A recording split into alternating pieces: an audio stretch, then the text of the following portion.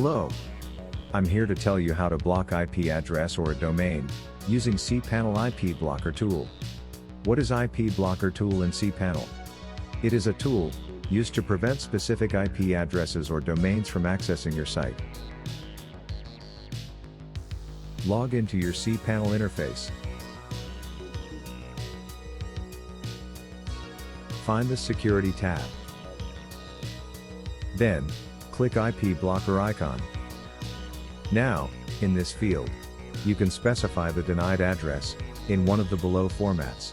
I will enter a single IP address to block. Then, click Add button. The IP address you entered, is successfully blocked. Click Go Back. If you want to remove the current blocked IP address, simply click Delete. Then, click Remove IP. You successfully removed the current IP. Thanks for watching.